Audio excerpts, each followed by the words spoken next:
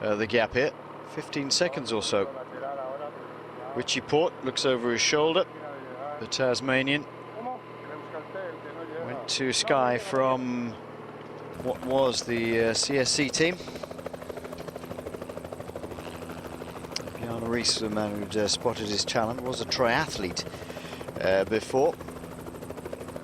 And certainly sprang a bit of a surprise on a lot of us, Sean, when he arrived in the Giro d'Italia in top form, taking the pink jersey and then hanging on to it for a bit. Yes, that was the first time we see him that he just was giving signs that he could be a big tour contender, and the Giro was a real strong performance, and you could see there that he was able to climb the big climbs, be consistent day after day, and also in the time trial, of course, we've seen that he can really defend if he's in an overall position. So he is definitely a great rider for the big tours. Peloton passes under the 7 kilometers to go. Bana also, riders are also in there. Rémi Poriol from Francis de Jure, Serge Pauls is in that group of the leader. Port's doing an awful lot of work here on the front, Sean. We've seen him, we keep cutting back to him, and he's doing a lot of the pulling on the front. Yes, and if you're feeling good, sometimes it can be a problem that you contribute too much and you pull the group along. But when you're on the climb, it doesn't mean that the other riders are getting an easy tag along either. They're not being carried along. Where on the flat, if you're riding on the front, as we see sealed riders doing, trying to keep the pace at 50 kilometers plus per hour when it's on the flat sections, that takes much more energy, because the guys near the slipstream have a huge advantage. But on the climb itself, it's not as big, and if you keep pushing it on, you're going to put the other riders in difficulty. As we can see, the Weird there seems to be struggling all the time, but still hanging in. He's still hanging in, but Port's recognising that when he came off the front and just a little flick of the elbow, Menchov moved smoothly past him and he slotted in behind him. Sean didn't even think for it to let or to try and ask Kevin de Weert to come and do some work. I think he knows he's pretty cooked, and it wouldn't take much of an injection of pace to get rid of him. That's the hope, anyway. Some guys are really good at sandbagging, but I don't think de Weert's one of them.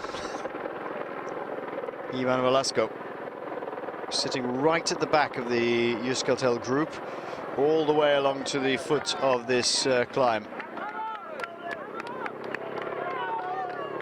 This is an interesting development. Movistar definitely know that the game is afoot for the overall classification here, Sean, because as we suggested, it might not be about the stage win, but to consolidate Igor Anton's position in 9th and possibly keep Vertigo close enough to Inchausti to give him a bit of a bashing on this mountain and move into 10th spot. So Euskaltel will have 2 men in the top 10. Anton's the man who's responded to Inchausti here. Of course, he's got to look out for Inchausti as well. I mean, if you just let him ride off into the distance on a mountain like today, he could lose his 9th spot to him. Yes, and the question is the tactic, what is being applied here? Is it for Valverde that we see the Movistar rider kicking on, and just to be a bit further on the climb before we get to the real difficult section?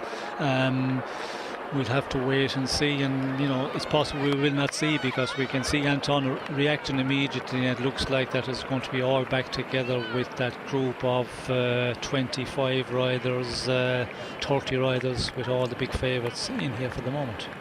Beginning to be a bit strung out. Little gaps appearing in the line here. That's Froome sitting behind Rodriguez.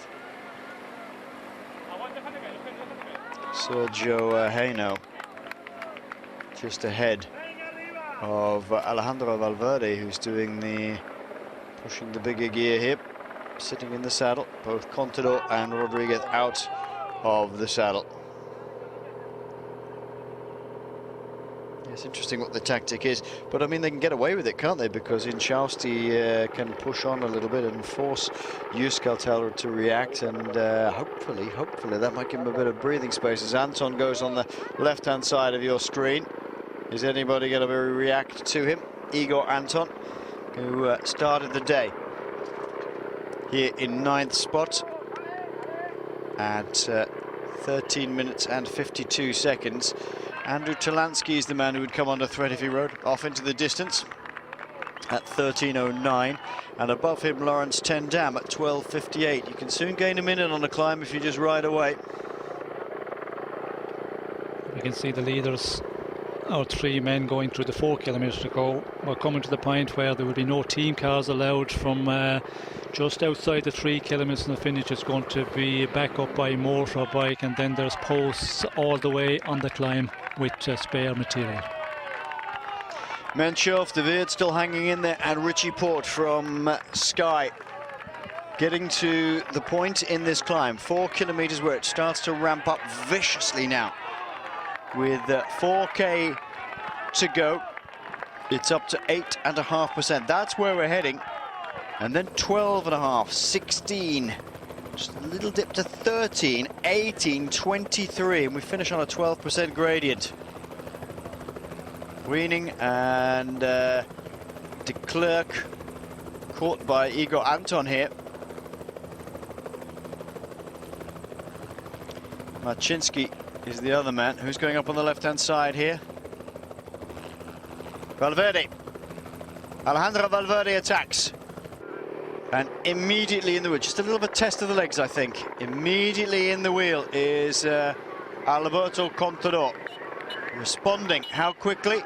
Well, it's Daniel Moreno and Joaquim Rodriguez who ride up to the wheel, but a little bit of a test. Oh, this is going to be a massive showdown here, Sean. They're not even at the steepest sections yet, and already the big favourites are starting to test each other. Yes, and it will all depend what the reaction will be from Moreno, for example, if he starts to make a real fast pace, because if Joaquim Rodriguez is not feeling as well as he has been in the past of this race, well, then there might not be as many attacks. But if it slows down, surely there will be other ones who attack, as we can see Valverde just looking about there, and I think he's looking for some of his teammates to see is there anybody left to up the pace once again. The winner of the stage is going to come out of one of these 3 men here. Denis Menchoff of Katusha, Richie Porte of Sky Pro Cycling, and Kevin De Weert of Omega Pharma Quickstep. 5 minutes and 2 seconds is the advantage they have. And from now onwards, no team cars, neutral service motorcycles behind, cameras only filming, motorcycle cameras only filming from behind. You have fixed cameras, as you can see. There is the neutral service bike from Shimano. You can see how steep it is. Wait for it. The crowd is going to erupt when the Vuelta a España arrives here, and wait till the Spanish contenders for the podium places get hit. It's a crumbling slab road, this one.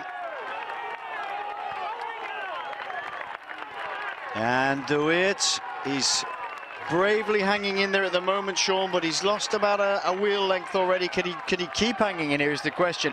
Porte is just going to put a little bit of more pressure on the pedals, and the 2 of them are riding up. De Weert is struggling here. 4:55 back to the group with Marcinski, Weening, Igor Anton, and Bart de Klerk. And it's Robert Hissink setting the pace here at the front. Tendam is sitting just behind him. Nicholas Roach here in 2nd spot. Roach now lying in 12th spot overall at 16 minutes and 30 seconds. He's aiming for Gorka Vertigo, who is also in this group, sitting towards the back. All the big favourites, all the top 10, 15 men just about are in here, Sean. Yes, and for the moment it's Rabobank who has to push on, because they're the ones, Tendam and guessing Anton just a little bit further up the road here. They're concerned about him, and nobody wanting to take the pace setting on the front of the bunch, so it's Rabobank who's got to do it for the moment. 43 seconds between Igor Anton and Talansky, and 1 minute and 9 seconds between Hessink. Between Tendam. I'm getting it all wrong here. 43 seconds between Talansky and Tendam.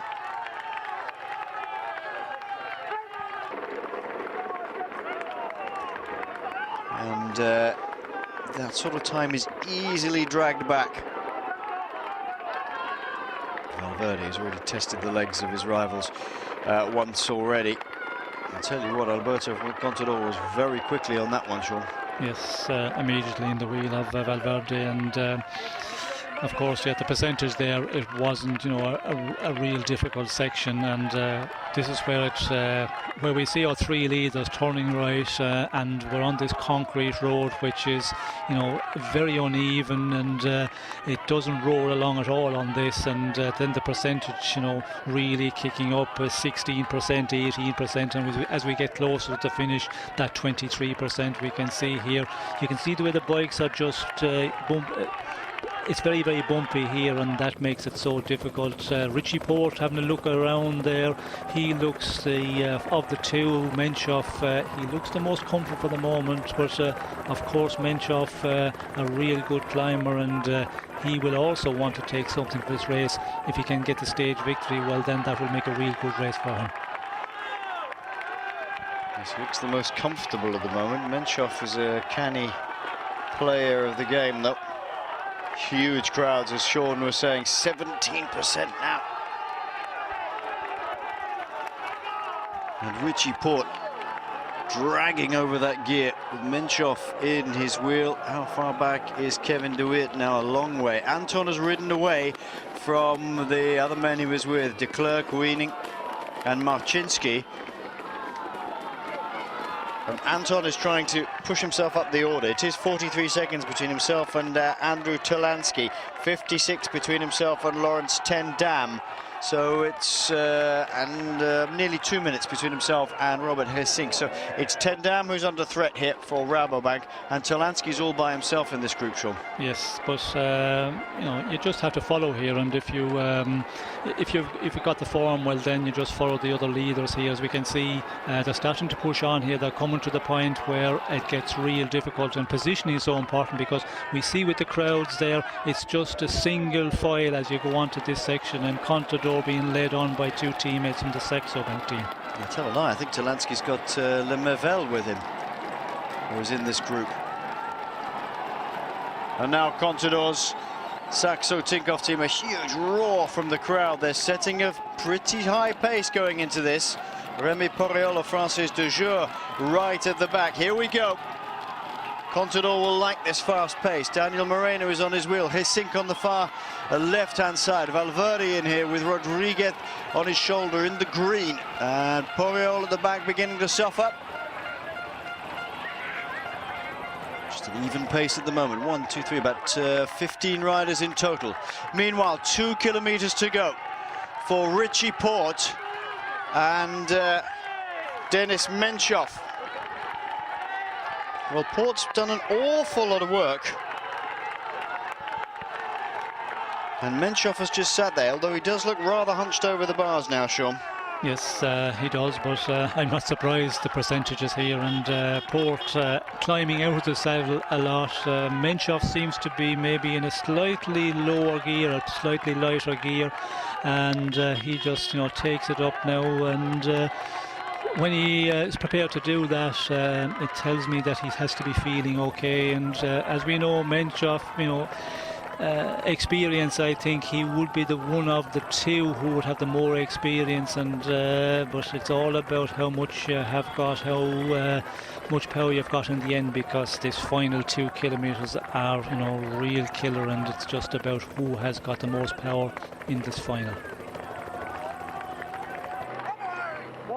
Menchoff on the right in the red strip of Katusha. Richie Porte in the distinctive black with the white and blue stripe of Sky Pro Cycling.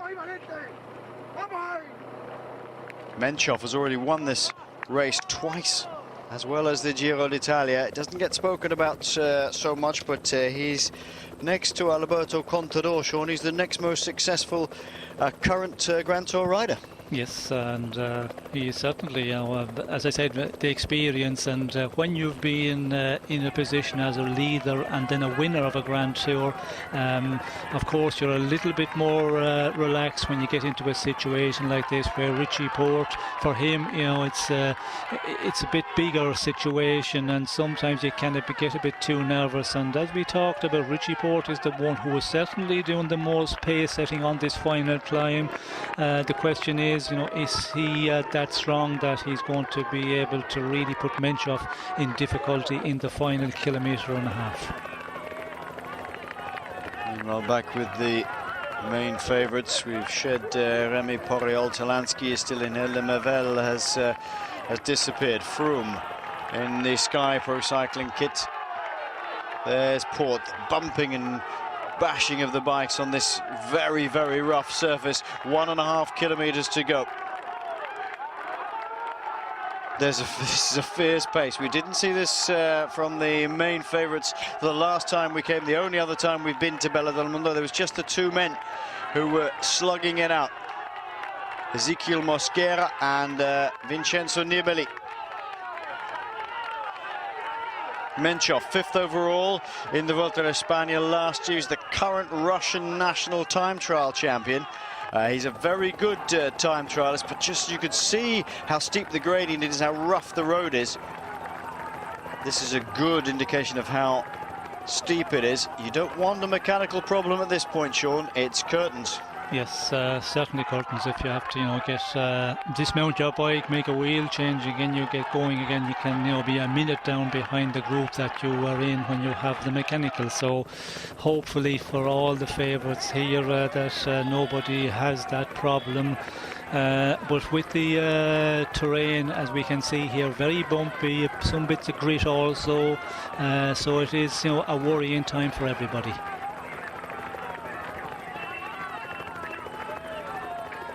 An attack by Rodriguez there, pushing on the pace. We can see that group of big favourites is really blown apart. So we've only got five riders. Well, it's Moreno who's pushing the pace on. Daniel Moreno standing on the pedals with Rodriguez just behind him. Contador follows Rodriguez and Valverde behind that, and everybody's beginning to slip.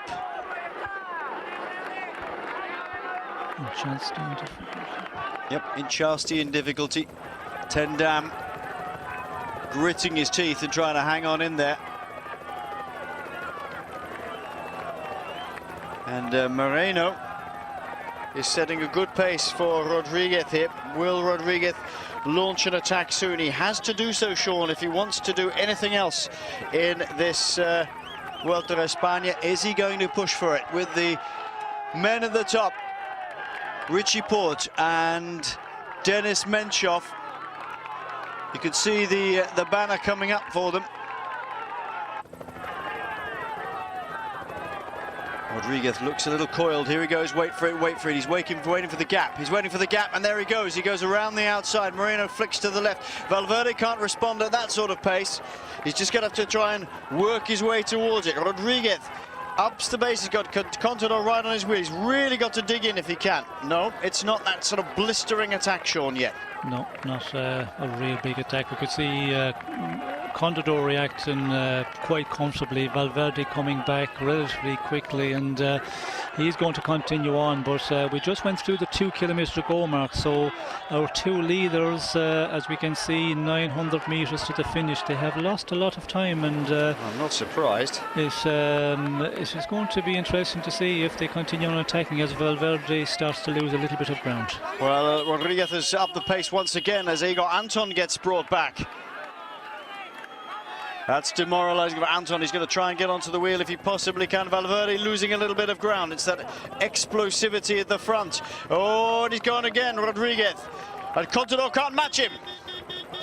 Contador can't match that. Can Rodriguez continue on that sort of pace and pull out more bike lengths?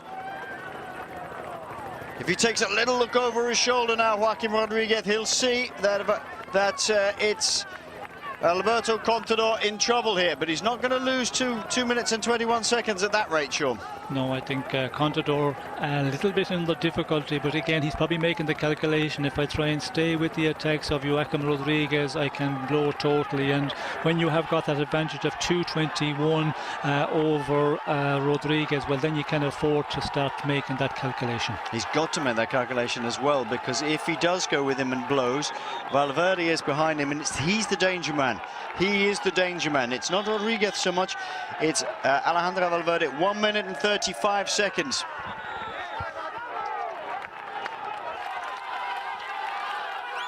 The two leading men, Denis Menchov and Richie Porte, are going to have to sprint it out towards the top because they're still neck and neck. Richie Porte moves to the top of the climb, sort of dips down a little bit towards the top. Rodriguez is still grinding on here. Porte and Menchov, the two of them out for personal glory. Looks over the shoulder. And it's all about who's going to be the strongest in that last 20 meters, Sean, for the two leaders on the road. But Rodriguez is really grinding away here. He's putting everything in to try and pulling out some time. Yes, everybody is grinding. We can see Contador as well in difficulty, really suffering. And, you know, again, a surprise in this Vuelta, because he looks so strong in the mountaintop finish we've had in the past. But Rodriguez putting me into difficulty there, and he's just giving it everything to limit the loss as much as possible. Look at the man who's just about to be passed. I think it's David de la Fuente who's just about to be passed by Joaquim Rodriguez. Will de la Fuente drop into line and give him a hand if he possibly can? There's not much hand you can give on this. We're almost at the top for these two. Menchov on the right-hand side. He's the current Russian national time trial champion, but he once was the great Russian Grand Tour winner. Apart from Alberto Contador, he's the most successful current rider and Grand Tour winner. Twice a Vuelta winner, once a Giro d'Italia winner. Richie Porte has led the Giro d'Italia and is a very fine climber and very fine time trialist. Contador is struggling a little bit here, but Valverde is struggling even more, or has been. And Rodriguez is trying to pull some time here. The gap between Rodriguez and Valverde, Sean, is 1 minute and 14 seconds. Again, that's a big gap, and Menchov goes for the sprint. Denis Menchov, canny rider that he is, takes the win at Bola del Mundo. After all that work being done by Richie Porte, Porte will have to settle for second. A good win for Menchov. Richie Porte will be a little disappointed, but he's got there. That was a pretty explosive dig by Menchov. 20 seconds he pulled out of him there. There's nothing left in the tank there, is there, Sean? He's gone. No, and you can see how much time, because Menchov, he attacked maybe at 150, 200 meters maximum from the finish, and he takes that 20 seconds. So that gives an idea of what you can lose on this climb. And as we can see here, Rodriguez just pushing on, Valverde, you know, fighting. Everybody is just giving it all they've got here to limit the time loss. And it'll be interesting to see, as we should see Rodriguez coming over, how much actually Contador is going to lose and how much Valverde is going to lose. Yep, well, Valverde, I think, is almost onto the wheel of Contador, actually. Look, there is Contador, and there is Alejandro Valverde, and he can see he's caught Alberto Contador. He loses no time to Contador, and he's worried about Rodriguez though, Sean. That's what he's really worried about. 1 minute and 14 seconds is the gap between this man here in the green and the man in white here, Alejandro Valverde.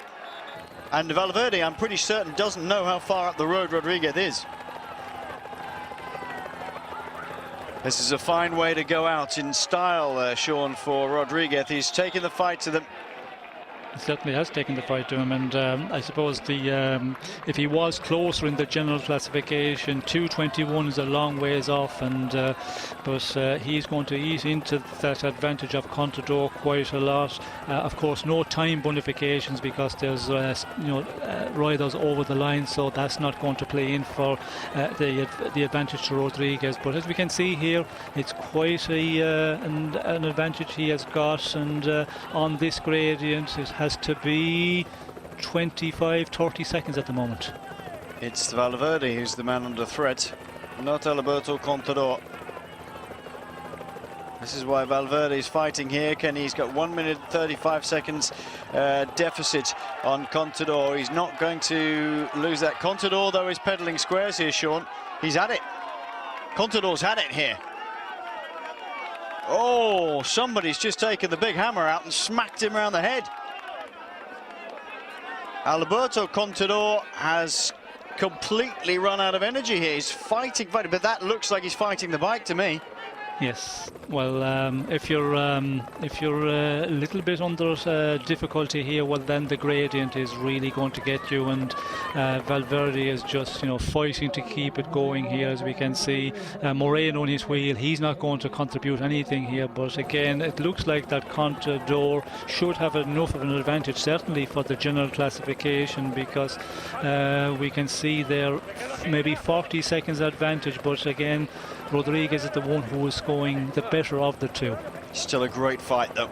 Remember the gap between Alejandro Valverde and Contador, 1 minute 35 seconds. He's not going to lose that amount of time, but it's going to be mighty close for them. Over comes Rodriguez at 3:38. This is Diego Machado. And we're waiting for the arrival of Alejandro Valverde. Here he comes. What's the difference going to be? 3:56. So he maintains his second spot, only 22 seconds lost to Joaquim Rodriguez. How much has Alberto Contador lost to Alejandro Valverde? Contador is fighting for every second now. Just about see him over the line there. 4:16, I make it. So he's lost 20 seconds, Sean. It's now down to 1 minute and about 1 minute and 15 seconds, the gap between Valverde and Contador. Something like that. We didn't actually quite see where he came over the line because there were a load of helpers. All the Swannies coming out to help. All the riders coming over. It shows how tough this has been, Sean, because they're almost falling off their bikes, these guys. Yes, and Rodriguez, I think, takes around the 30-35 seconds from Contador. So that's what I make it. Yes, general classification, it looks like there's nothing changing in the top three. Here's Gorka Verdugo in front of your cameras. Lawrence Tendam comes over, has fought for everything there. They've got nothing left in the tank, these boys. Nothing at all. Man, oh man, that's hard work.